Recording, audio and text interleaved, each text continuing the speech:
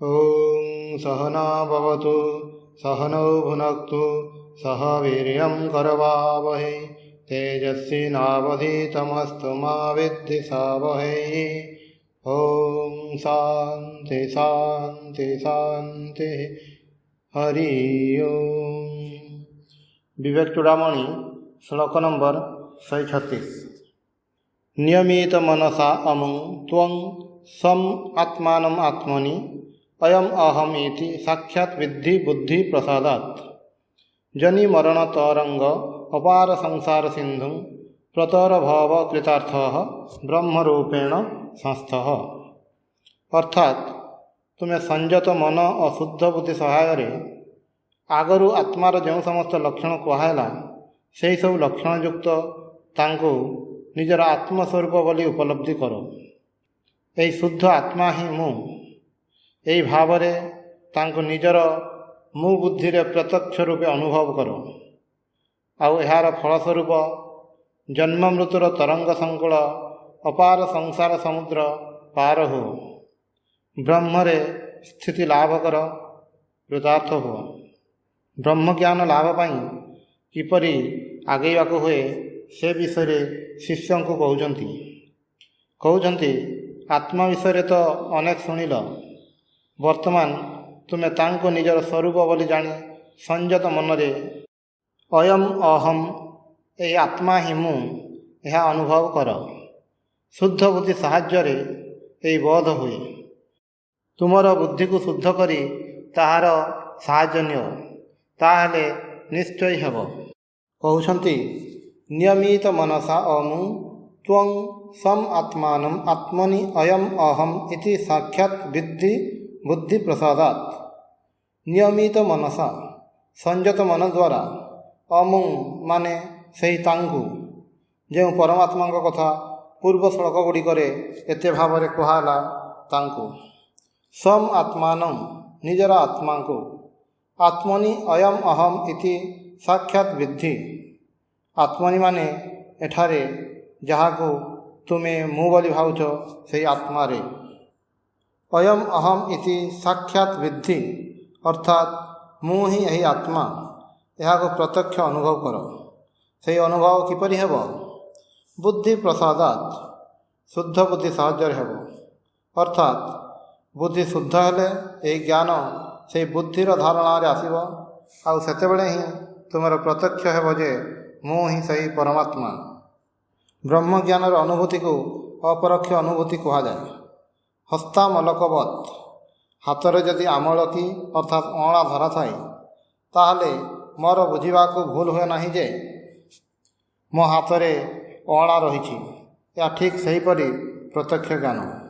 कहउछंती ए ज्ञान लाभ कर एवं जनि मरण तरंग अपार संसार सिंधु प्रतर ब्रह्म रूपे संस्थः कृतार्थः भव। जन्म मृत्युर तरंग विक्षुब्ध अपार संसार सागर पार हो जाओ ब्रह्म रूपरे स्थिति लाभ कर कृतार्थ हो। तुमको आउ जन्म मृत्यु तरंग रे ऊपर तल हेबाकु पड़िबो नाही। तुम्हें ब्रह्म होई अवस्थान करिवो कृत कृतार्थ होई जिवो। तापरे श्लोक नंबर 137। अत्र अनात्मनि अहम इति मतिः बन्धः एषः अस्य पुंसः प्राप्तः अज्ञानात् जनन मरण क्लेश संपात हेतु येन एवं वपुः इदम् असत् सत्यमेति आत्मबुद्ध्या पुष्यति उक्षति अवति विषयैः तंतुभिः कसकृतवत्। अर्थात यही अनात्मा देहादि रे मु ज्ञान ही बंधन अज्ञानरु जात यही बंधन पुरुषर जन्म मरण रूपक क्लेश प्राप्तिर कारण। अज्ञान जो पुरुष यही अनित्य देह को सत्य मन करे और यही देह मु यही बोधरु यह विभिन्न भोग्य वस्तु द्वारा पोषण करे मार्जन और पालन करे। रेशम पोक जेपरी सूता द्वारा कषा तैयारी करी ता भितरे बद्ध हो रही थाए। शिष्य प्रश्न करथिले को नाम बंध कथम एष आगतः। 49 नंबर श्लोक ये प्रश्न करथिले। एठार से प्रश्नर उत्तर दौरान गुरु कहउछंती ଅତ୍ର ଅନାତ୍ମନି ଅହମ ଇତି ମତି ବନ୍ଧ। ଏହି ଅନାତ୍ମାରେ ଅର୍ଥାତ୍ ଦେହାଦିରେ ମୁଁ ଜ୍ଞାନ କରିବା ହେଉଛି ବନ୍ଧନ। ଏଷଃ ଅସ୍ୟ ପୁଂସଃ ପ୍ରାପ୍ତଃ ଅଜ୍ଞାନାତ୍ ଜନନ ମରଣ କ୍ଲେଶ ସମ୍ପାତ ହେତୁଃ। ଏଷଃ ମାନେ ଏହି ବନ୍ଧନ, ଅଜ୍ଞାନାତ୍ ପ୍ରାପ୍ତଃ ଅର୍ଥାତ୍ ଅଜ୍ଞାନରୁ ପ୍ରାପ୍ତ, ପୁଂସଃ ଜନନ ମରଣ କ୍ଲେଶ ସମ୍ପାତ ହେତୁଃ ପୁରୁଷର ଜନ୍ମ ମରଣର ଦୁଃଖ ପ୍ରାପ୍ତିର ହେତୁ। ଏହି ଦେହକୁ ମୁଁ ବୁଦ୍ଧି କରି ଦେହ ସଂକ୍ରାନ୍ତ ଯାହା କିଛି ସେସବୁ ନେଇ ମଜି ରହିଛି। ସାମାଜିକ ପ୍ରତିଷ୍ଠା, କର୍ମକ୍ଷେତ୍ରରେ ଉନ୍ନତି ପାଇଁ କେତେ କ'ଣ କରୁଛୁ। ଯାହା ଚାହୁଁ ତାହା ପାଇଲେ ଖୁବ୍ ଆନନ୍ଦିତ ହେଉ, ପୁଣି ନ ପାଇଲେ ଦୁଃଖ ପାଉ। ସ୍ତ୍ରୀ, ପୁତ୍ର, କନ୍ୟା ଏମାନେ ସବୁ ମୋର, ଏମାନଙ୍କର ସୁଖ ଦୁଃଖର ଦାୟିତ୍ୱ ମୋର। ମୁଁ ଛଡ଼ା ଏମାନଙ୍କୁ ଦେଖିବାର ଆଉ କେହି ନାହିଁ। ଏହି ମୁଁ ଓ ମୋର କରି ସଂସାରରେ ଆମେ ଜଡ଼ିତ ହୋଇଯାଉଛୁ। ଏପରି ଭାବରେ ଚାଲୁ ଚାଲୁ ଦିନେ ଆମେ ମରିଯାଉଛୁ, କିନ୍ତୁ ଆମେ ତ ମରିବାକୁ ଚାହୁଁନାହୁଁ। ଅନେକ ବାସନା ଅପୂର୍ଣ୍ଣ ରହିଯାଇଛି, ଏପର୍ଯ୍ୟନ୍ତ ଭୋଗ ହୋଇନାହିଁ, ଆଉ ଦେହଟା ଚାଲିଗଲା। ଫଳରେ ଆଉ ଗୋଟିଏ ଦେହ ଆଶ୍ରୟ କରି ପୁନର୍ବାର ଆସିବାକୁ ହୁଏ, ଅତୃପ୍ତ ବାସନା ଓ କର୍ମଫଳର ଭୋଗ ପାଇଁ।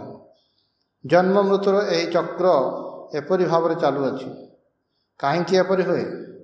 ଆମର ଅଜ୍ଞାନ ପାଇଁ, ମାୟା ପାଇଁ। ମାୟା ଆମକୁ ନାକରେ ଦଉଡ଼ି ବାନ୍ଧି ଘୁରାଉଛି, ମୋ ସ୍ୱରୂପକୁ ମୋ ନିକଟରୁ ଢାଙ୍କି ରଖିଛି। ତେଣୁ ଏହି ମିଥ୍ୟା ଦେହଟିରେ ମୁଁ ବୁଦ୍ଧି କରି ଜନ୍ମ ମୃତ୍ୟୁର ଚକ୍ରରେ ଘୁରୁଛୁ ଓ ଅଶେଷ ଯନ୍ତ୍ରଣା ପାଉଛୁ। ତଥାପି ଏହି ଦେହକୁ ସତ୍ୟ ମନେକରି ଏହାକୁ ମୁଁ ବୋଲି ଭାବୁଛୁ। ଏହି ଭାବନାରୁ ମନୁଷ୍ୟ ସବୁ ସମୟରେ ଦେହର ଯତ୍ନ କରେ। ତାକୁ ପୁଷ୍ୟତି ଉକ୍ଷତି ଅବତି ବିଷୟେହି ତନ୍ତୁଭିଃ କଷକୃତ୍ବତ୍। ତାହାକୁ ଆଦର ଯତ୍ନ କରି ରଖୁ, ସ୍ନାନ ଆଦି କରି ପରିଷ୍କାର କରି, ଆହାର ଆଦି କରି ପାଳନ କରୁ। ଯେତେ ଭୋଗ୍ୟବସ୍ତୁ ଅଛି ସେସବୁ ସାହାଯ୍ୟରେ ତାକୁ ସଯତ୍ନରେ ଧରି ରଖୁ। କହୁଛନ୍ତି, ଏହା ଯେପରି ରେଶମ ପୋକର ନିଜର ଲାଳ ଦ୍ୱାରା ତିଆରି ସୂତା ପରି, ଯାହାଦ୍ୱାରା ସେ କଷା ତିଆରି କରି ତା ଭିତରେ ଆବଦ୍ଧ ହୋଇ ରହେ। ଆମେ ମଧ୍ୟ ସେହିପରି ବାସନାର ସୂତା ଦ୍ୱାରା ସଂସାରର କଷା ତିଆରି କରି ତା ଭିତରେ ବଦ୍ଧ ହୋଇଅଛୁ। ଏହାର ଅର୍ଥ ଏହା ନୁହେଁ ଯେ ଆମେ ଦେହକୁ ଅବହେଳା କରିବା ଉଚିତ। ଦେହର ଯତ୍ନ ଅବଶ୍ୟ କରିବାକୁ ହେବ, କାରଣ ଏହି ଦେହ ଦ୍ୱାରା ହିଁ ଭଗବାନ ଲାଭ କରିବାକୁ ହେବ। କିନ୍ତୁ ଦେହ ସର୍ବସ୍ୱ ହୋଇ ରହିଲେ ଚଳିବ ନାହିଁ। ଏହାକୁ ଜୀବନ ଧାରଣର ଗୋଟିଏ ଉପାୟ ଭାବରେ ନେବାକୁ ହେବ। ଆତ୍ମଜ୍ଞାନ ଲାଭର ସହାୟକ ହିସାବରେ ଦେହକୁ ବ୍ୟବହାର କରିବାକୁ ହେବ। ଦେହ ହିଁ ମୋର ସର୍ବସ୍ୱ ଭାବି ଦେହକୁ ପୂଜା କରିବା ଉଚିତ ନୁହେଁ। ତାପରେ ଶ୍ଲୋକ ନମ୍ବର 138।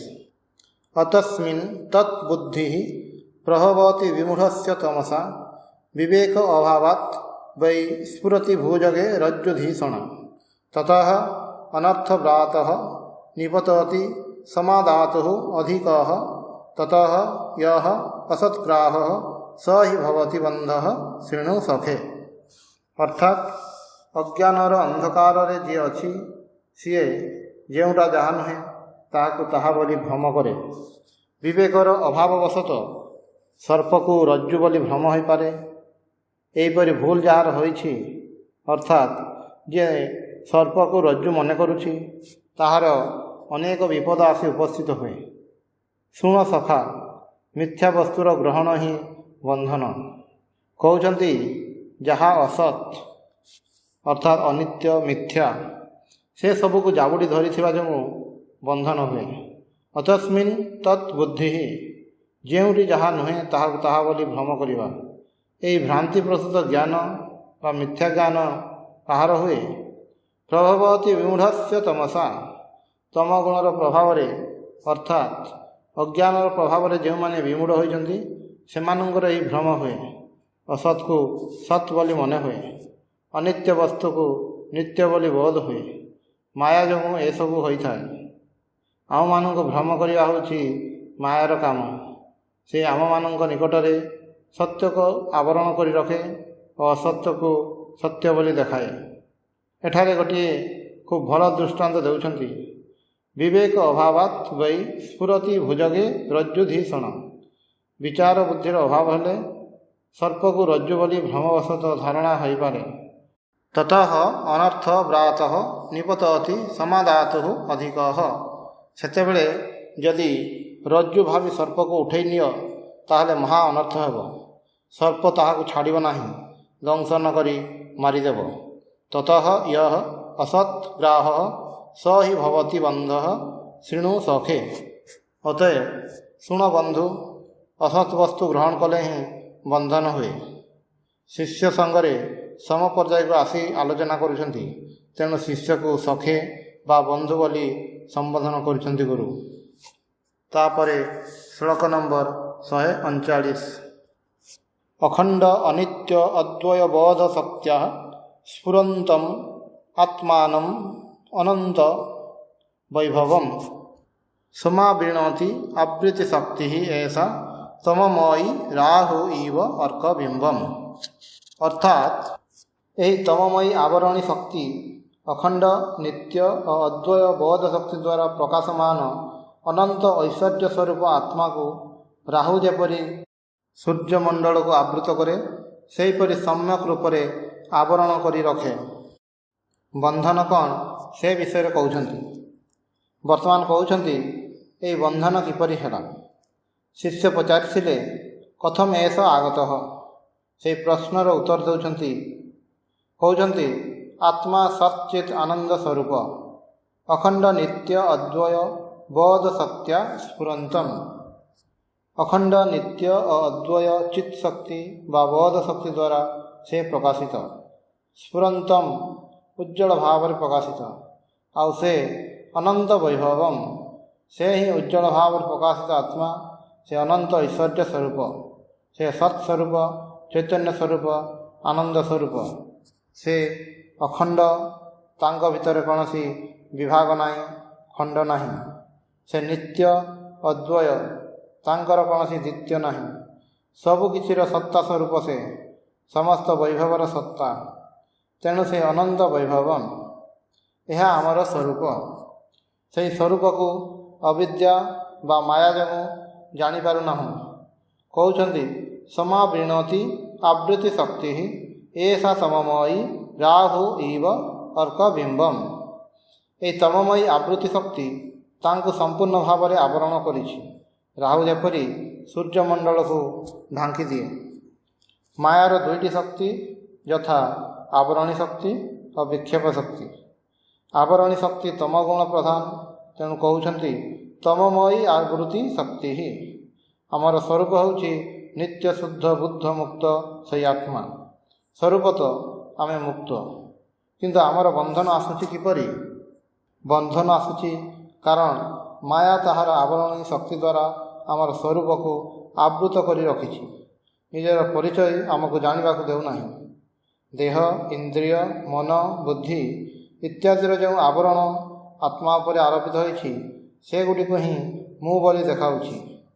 ଯେତେବେଳେ ପୂର୍ଣ୍ଣ ସୂର୍ଯ୍ୟପରାଗ ହୁଏ, ସେତେବେଳେ ଯେପରି ଚନ୍ଦ୍ରର ଅନ୍ତରାଳରେ ସୂର୍ଯ୍ୟ ଢାଙ୍କି ହୋଇଯାଏ, ମନେ ହୁଏ ସୂର୍ଯ୍ୟ ନାହିଁ। ସେହିପରି ମାୟା ଆବରଣ କରିଛି ବୋଲି ମୋର ସ୍ୱରୂପ ଯେ ଆତ୍ମା, ତାର ଜ୍ଞାନ ମୋର ହେଉନାହିଁ। ଏହା ଆମର ବନ୍ଧନର କାରଣ। ଆମର ବନ୍ଧନର ମୂଳ ହେଉଛନ୍ତି ଏହି ଭୁବନ ମୋହିନୀ ମାୟା। ତାପରେ ଶ୍ଲୋକ ନମ୍ବର 140। ତୀରଭୂତେ ସ୍ୱାତ୍ମନି ଅମଲତର ତେଜବତୀ ପୁମାନ୍ ଅନାତ୍ମାନଂ ମହାତ୍ ଅହମ୍ ଇତି ଶରୀରଂ କଲୟତି। ତତଃ କାମ କ୍ରୋଧ ପ୍ରଭୃତିଭିଃ ଅମଂ ବନ୍ଧନ ଗୁଣୈଃ ପରଂ ବିକ୍ଷେପାଖ୍ୟା ରଜସ ଉରୁଶକ୍ତି ବ୍ୟଥୟତି। ଅର୍ଥାତ୍ ଅତି ନିର୍ମଳ ତେଜମୟ ଆତ୍ମସ୍ୱରୂପ ଯେତେବେଳେ ଅଜ୍ଞାନର ଆବରଣରେ ତୀରଭୂତ ବୋଲି ମନେ ହୁଏ, ସେତେବେଳେ ପୁରୁଷ ମୋହବଶତଃ ଅନାତ୍ମା ଦେହକୁ ମୁଁ ବୋଲି ମନେ କରେ। ତା ଫଳରେ ରଜଗୁଣର ବିକ୍ଷେପ ନାମ୍ନୀ ବଳବତୀ ଶକ୍ତି ସେହି ପୁରୁଷକୁ କାମ କ୍ରୋଧ ପ୍ରଭୃତି ବନ୍ଧନଗୁଡ଼ିକ ଦ୍ୱାରା ବାନ୍ଧି ଅତ୍ୟନ୍ତ ଦୁଃଖ ଦିଏ। ଏଠାରେ କହୁଛନ୍ତି ଅଜ୍ଞାନର ଆବରଣରେ ପରମ ଶୁଦ୍ଧ ତେଜମୟ ଆତ୍ମା ଯେତେବେଳେ ଆବୃତ ହୋଇଯାନ୍ତି, ସେତେବେଳେ ମନୁଷ୍ୟ ତାହାର ବିବେକ ବୁଦ୍ଧି ହରାଏ ଏବଂ ଯାହା ସେ ପ୍ରତ୍ୟକ୍ଷ କରୁଛି ସେହି ଦେହକୁ ହିଁ ମୁଁ ବୋଲି ମନେ କରି ଦେହର ସୁଖର ଚିନ୍ତାରେ ଦିନ ବିତାଏ। ତୀର ଭୂତେ ସ୍ୱାତ୍ମନି ଅମଲତର ତେଜବତୀ ପୁମାନ୍ ଅନାତ୍ମାନଂ ମହାତ୍ ଅହମ୍ ଇତି ଶରୀରଂ କଲୟତି। ଅଜ୍ଞାନର ଆବରଣରେ ଶୁଦ୍ଧ ତେଜମୟ ଆତ୍ମା ଆବୃତ ହୋଇଛନ୍ତି। ପୁରୁଷ ସେତେବେଳେ ମୋହବଶତଃ ଏହି ଅନାତ୍ମା ଦେହକୁ ହିଁ ମୁଁ ବୋଲି ମନେ କରେ। ଯାହା ଅନାତ୍ମା ଅର୍ଥାତ୍ ଅନିତ୍ୟ ପରିବର୍ତ୍ତନଶୀଳ, ତାହାକୁ ମୁଁ ବୋଲି ମନେକରି ଜୀବନଯାପନ କଲେ କ'ଣ ହୁଏ? ତତଃ କାମ କ୍ରୋଧ ପ୍ରଭୃତିଭିଃ ଅମୁଂ ବନ୍ଧନ ଗୁଣୈଃ ପରଂ ବିକ୍ଷେପାଖ୍ୟା ରଜସଃ ପୁରୁଷଶକ୍ତିଃ ବ୍ୟଥୟତି।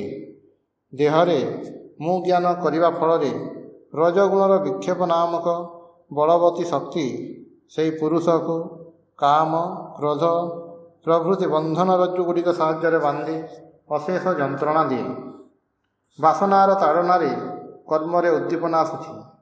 ଯେତେ କାର୍ଯ୍ୟ କରୁଛୁ ସେତେ ହିଁ ମୁଁ ଏସବୁ କରୁଛି ବୋଲି ଭାବୁଛୁ ଓ ମୁଁ ଓ ମୋର ଭାବ ବଢ଼ି ଚାଲିଛି।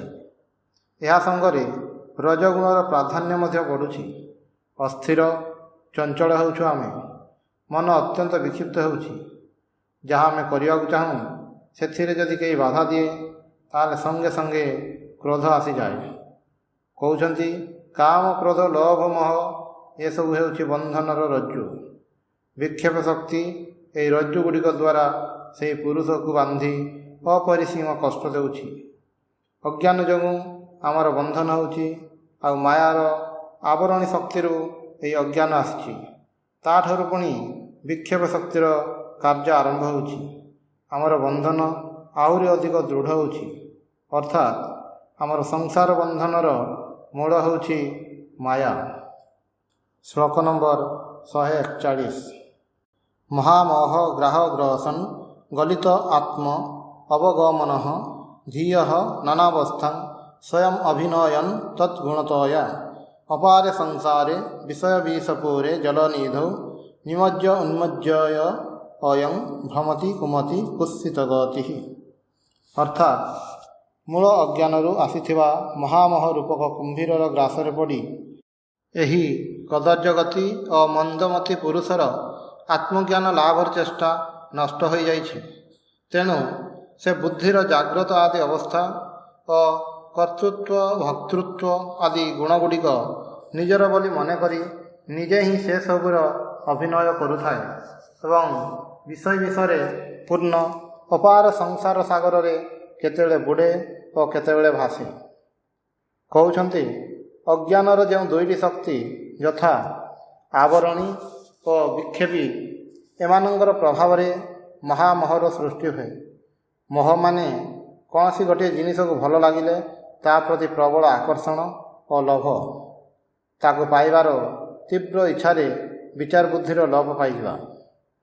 କହୁଛନ୍ତି ମହାମୋହ ଗ୍ରାହ ଗ୍ରସନ୍ ଗଲିତ ଆତ୍ମା ଅବଗମନଃ। ଆତ୍ମ ଅବଗମନଃ ଆତ୍ମାକୁ ଗମନ, ଆତ୍ମା ସଙ୍ଗରେ ଏକୀଭୂତ ହେବାର ଚେଷ୍ଟା। ମହାମୋହ ରୂପକ କୁମ୍ଭୀରର ଗ୍ରାସରେ ପଡ଼ି ଆତ୍ମଜ୍ଞାନ ଲାଭର ଇଚ୍ଛା ବା ଚେଷ୍ଟା ଗଲିତ ହୋଇଯାଇଛି, ଅର୍ଥାତ୍ ନଷ୍ଟ ହୋଇଯାଇଛି। ସେତେବେଳେ କ'ଣ ହେଉଛି? ଧିୟଃ ନାନା ଅବସ୍ଥାଂ ସ୍ୱୟଂ ଅଭିନୟନ୍ ତତ୍ ଗୁଣତୟା। ବୁଦ୍ଧିର ତିନୋଟି ଅବସ୍ଥା ଜାଗ୍ରତ, ସ୍ୱପ୍ନ, ସୁଷୁପ୍ତି ଏବଂ କର୍ତ୍ତୃତ୍ୱ ଓ ଭକ୍ତୃତ୍ୱ ଆଦି ଗୁଣଗୁଡ଼ିକ ନିଜର ମନେକରି ସେହି ପୁରୁଷ ସେଗୁଡ଼ିକର ଅଭିନୟ କରୁଥାଏ। ତା ଫଳରେ କ'ଣ ହୁଏ? ଅପାରେ ସଂସାରେ ବିଷୟ ବିଷପୁରେ ଜଳନିଧୌ ନିମଜ୍ଜ ଉନ୍ମଜ୍ଜ ଅୟଂ ଭ୍ରମତି କୁମତି କୁତ୍ସିତ ଗତିଃ। ବିଷୟ ବିଷୟରେ ପୂର୍ଣ୍ଣ ଅପାର ସଂସାର ଜଳଧିରେ ଏହି ମନ୍ଦମତି କଦର୍ଯ୍ୟ ଗତି ପୁରୁଷ ବୁଡ଼ି ଓ ଭାସି ଭ୍ରମଣ କରେ। କହୁଛନ୍ତି ଅଭିନୟନ୍। ଅଭିନୟ କହୁଛନ୍ତି କାରଣ ମୁଁ ସ୍ୱରୂପତଃ ବୁଦ୍ଧିଠାରୁ ଅଲଗା।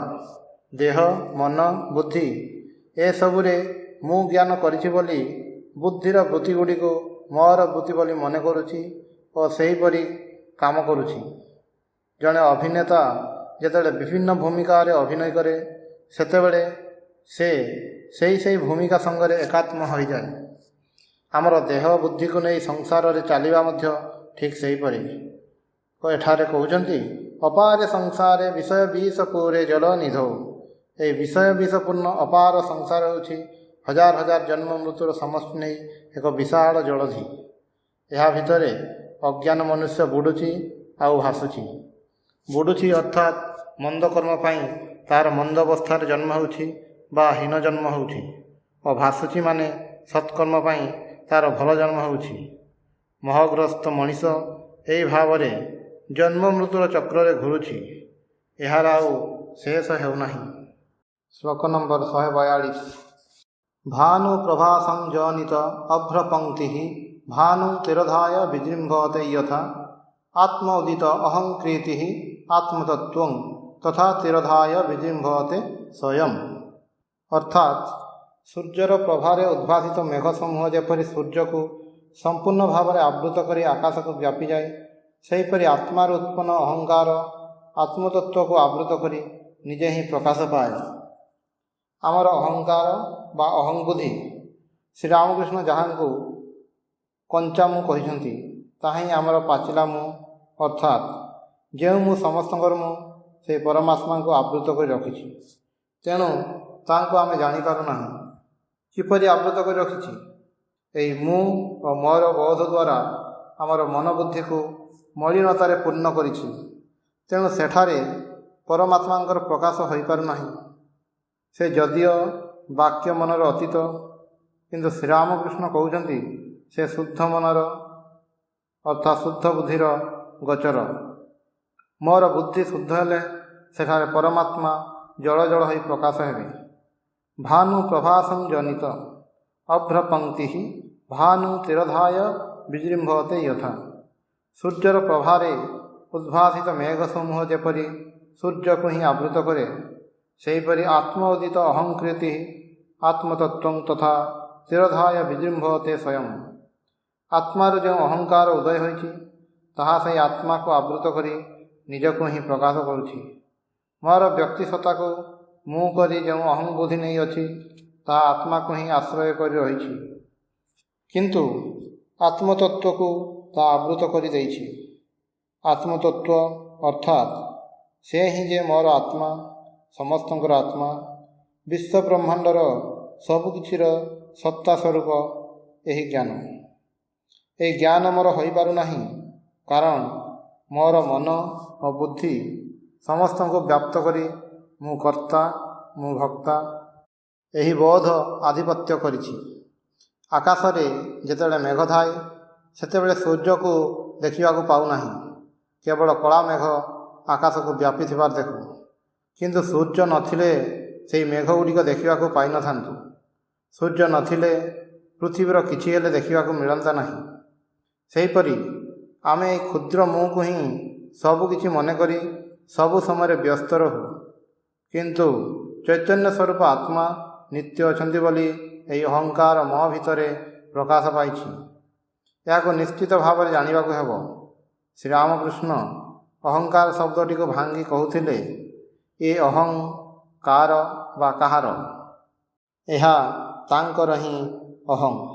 ତାପରେ ଶ୍ଲୋକ ନମ୍ବର 143। କବଲିତ ଦୀନନାଥେ ଦୁର୍ଦିନେ ସାନ୍ଦ୍ରମେଘୈ ବ୍ୟଥୟତି ହିମଝଞ୍ଜବାୟୁ ଉଗ୍ରଃ ଯଥା ଏତନ୍ ଅବିରତ ତମସା ଆତ୍ମନି ଆବୃତେ ମୂଢ଼ବୁଦ୍ଧିଂ କ୍ଷେପୟତି ବହୁଦୁଃଖୈ ତୀବ୍ର ବିକ୍ଷେପ ଶକ୍ତି। ଅର୍ଥାତ୍ ମେଘାଚ୍ଛନ୍ନ ଦିନରେ ସୂର୍ଯ୍ୟ ମେଘ ଦ୍ୱାରା ଆଚ୍ଛନ୍ନ ହେଲେ ବରଫ ପରି ଥଣ୍ଡା ଝଡ଼ଝଞ୍ଜା ପବନରେ ମେଘଗୁଡ଼ିକ ଯେପରି ଇତସ୍ତତ ଛୁଟେ, ସେହିପରି ପ୍ରଗାଢ଼ ଅଜ୍ଞାନ ଅନ୍ଧକାରରେ ଆତ୍ମା ଆବୃତ ହେଲେ ତୀବ୍ର ବିକ୍ଷେପ ଶକ୍ତି ଆତ୍ମା ବିଷୟରେ ଅଜ୍ଞ ମୂଢ଼ ପୁରୁଷକୁ ଅଶେଷ ଦୁଃଖ ଦିଏ। ତମଗୁଣର ପ୍ରଭାବରେ ଆତ୍ମା ଯେତେବେଳେ ଅଜ୍ଞାନର ଅନ୍ଧକାରରେ ସମ୍ପୂର୍ଣ୍ଣ ଭାବରେ ଆବୃତ ହୋଇଥାନ୍ତି, ସେତେବେଳେ ରଜଗୁଣ ତା'ର ବିକ୍ଷେପ ଶକ୍ତି ଦ୍ୱାରା ଅଜ୍ଞ ମନୁଷ୍ୟକୁ ଖୁବ୍ କଷ୍ଟ ଦିଏ। କହୁଛନ୍ତି, କବଲିତ ଦୀନନାଥେ ଦୁର୍ଦିନେ ସାନ୍ଦ୍ରମେଘୈ ବ୍ୟଥୟତି ହିମଝଞ୍ଜବାୟୁ ଉଗ୍ରଃ ଯଥା ଏତନ୍। ମେଘୁଆ ଦିନରେ ସୂର୍ଯ୍ୟ ଯେତେବେଳେ ମେଘ ଦ୍ୱାରା ଆବୃତ ହୋଇଥାଏ, ସେତେବେଳେ ହିମ ଶୀତଳ ପ୍ରଚଣ୍ଡ ଝଡ଼ ପବନ ଯେପରି एतान अर्थात से मेघ समूह को एपटे सेपटे भसई नहीं जाए। सेहीपरि अविरत तमसा आत्मनि आवृते प्रगाढ़ तमगुणर अज्ञान अंधकार रे आत्मा आवृत हेले मूढ़ बुद्धि क्षपयति। से मूढ़ व्यक्ति को आत्मा संबंध रे अज्ञ मूढ़ पुरुष को किए जेपरि पीड़ा देउथाए। किए पीड़ा दिए? बहु दुखे ही तीव्र विक्षेप शक्ति ही। मायार तीव्र विक्षेप शक्ति से मूढ़ व्यक्ति को गोटिए पर गोटिए बहु दुख दे पीड़ित करे। विषय भोगरे जे संपूर्ण बुड़ी रही आत्मा अछंती कि नाही या नहीं जार कौन ज्ञान नाही। रजगुणर विक्षेप शक्ति ताको अत्यंत कष्ट दिए। ता मनरे अजस्र वासना सृष्टि करे। से वासना पूरण करने ताकू ए दिगरे से दिगरे छुटाए। तार विक्षिप्त मन आ निजर बसरे न थाए। स्वामीजी अवश्य रजगुणर प्रयोजनर कथा देश पाई कहिसंती। घोर तमरे देश आवृत हो रही तेणु से प्रथमे सर्वसाधारण पाई रजगुण चाहिंती। कर्म प्रवणता चाहिंती।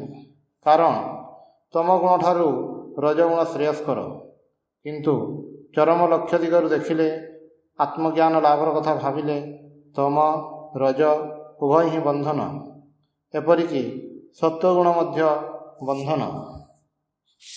श्लोक नंबर 144। एताभ्याम एव शक्तिभ्यां बंधः पुंसः समागतः याभ्यां विमोहितः देहं मत्वा आत्मानं भ्रमत्ययम्। अर्थात आवरण और विक्षेप ये दुईटी शक्ति पुरुषर संसार बंधनर कारण। ये दुईटी शक्तिर प्रभाव मोहग्रस्त हो मनुष्य शरीर को आत्मा बोली मन करुछि और ये जन्म मृत्युर संसार रे भ्रमण करुछि। कहउछंती आवरणी और विक्षेपी मायार ये दुईटी शक्ति होछि मनुष्यर संसार बंधनर कारण। से एगुड़िकर प्रभाव मोहग्रस्त हो शरीर को ही आत्मा बोली मन करे। शरीर अनित्य नश्वर गोटे जड़ वस्तु मात्र। यार षड विकार अच्छी दिने ना दिने यह नष्ट हो जाए। तापरे अपूर्ण वासनार भोग पाई और जो समस्त कर्मर फल भोग करा होई नाही से सब कर्म पाई पुनराय आउ गोटे शरीर ग्रहण करने को हुए। पुणी जन्म ग्रहण करने को हुए। आत्मार जन्म नाही कि मृत्यु नाही किंतु देहर जन्म मृत्यु अच्छी। तेणु देहात्म बुद्धि जार अच्छी से जन्म मृत्युर यह संसार रे बारंबार आसीब और जीव। तापरे श्लोक नंबर 145। बीजं संस्कृति भूमिजस्य तो तमः देहात्मधि अंकुरः रागः पल्लवम् अम्बुकर्म तु वपुः स्कंध असभ साखिकः अग्राणी इंद्रिय संगतिश्च विषयाः पुष्पाणि दुःखं फलं नानाकर्म समुद्भवं बहुविधं भक्ता अत्र जीव खगः। अर्थात यही संसार वृक्षर बीज होछि अज्ञान। देहरे आत्मभूति करवा होछि यार अंकुर। विषय अनुराग पल्लवराजी। समस्त प्रकार कर्म होछि जल। शरीर होछि गछर गंडी। प्राण होछि शाखा प्रशाखा। इंद्रिय गुड़िक से शाखा प्रशाखार अग्रभाग। आउ समस्त इंद्रियग्राह्य विषय होछि यार पुष्प संभार। आउ ए वृक्षर फल होछि नाना कर्मरु उत्पन्न दुखराशि। यही संसार वृक्षरे पक्षी सदृश वास करुछि कर्मफल भोगकारी जीव। संसार को गोटे विराट महिरुह संगरे तुलना करुछंती। कहउछंती बीजं संस्कृति भूमिजस्य तु तमः। भूमिज माने गछ। तमः अर्थात अज्ञान होछि संसार वृक्षर बीज। कारण अज्ञान नथिले संसार रुहंता नहीं। देहात्मधि ही अंकुर। देहात्म बुद्धि यार अंकुर। कारण देहरे आत्मबुद्धि संसार निजर रूप नेउथाए। राग पल्लवम। विषय अनुराग और विभिन्न प्रकार आसक्ति है यही वृक्षर पत्र। पत्र साहाय्य ही वृक्ष सूर्य किरण प्राणशक्ति संग्रह करे। संसार मध्य आसक्ति और विषय अनुराग पर चलुछि। अंबु कर्म तो कर्म ही जल। गोटे गछ को जीवित रखा हेले से जल देवाक हुए। संसार मध्य चलुछि यही संसारवासी जीवर सत् असत् कर्म प्रवाह रे। भल कर्मर फलस्वरूप से भल जन्म पाउछि, पुणी मंद कर्म पर मंद जन्म पाउछि। बपुः स्कंद। गछर स्कंद बा गंडी नथिले गछ छिड़ा होई रहे नाही। सेहीपरि जीवर यही भोग आयतन शरीर नथिले संसार रहे नाही। असवः साक्षिकाः। असव माने प्राण। यही गछर शाखा प्रशाखा होछि यार प्राण। इंद्रिय संहति च अग्राणी। इंद्रिय गुड़िक ये सब शाखा प्रशाखार अग्राणी अर्थात अग्रभाग। शाखा प्रशाखार अग्रभाग गुड़िक साहाय्य ही बाह्य जगत सहित गछर संयोग। विषया पुष्पाणि। विषय गुड़िक यही गछर पुष्प संभार। फूलर समारोह जेपरी गछ को सजाए सेपरी रूपर रसादि विषयर संस्पर्श पाई संसारर आपात मनमुग्धकर चेहरा। नाना कर्म समुद्भवं बहुविधं दुखं फलम। आउ ए संसार वृक्षर फल है सत् असत् कर्मर उत्पन्न बहुविध दुख। सबकि दुखजनक कहते कहीं संसार कौन सुख लाभ केवे हुए ना? अवश्य हुए, किंतु सबु तो अनित्य, तेणु से सुख रहे नहीं। सुख गले ही पुणी दुख आसे, आ दुखर रजनी सबुठारु अधिक दीर्घ। तेणु संसार दुख ही प्रधान बोली मन हुए। अत्र भक्ता जीव खग। जीव होछि एई संसार वृक्षर फल भोगकारी पक्षी, जीए से वृक्षरे वास करे। ओम शांति शांति शांति। हरि ओम तत्सत्।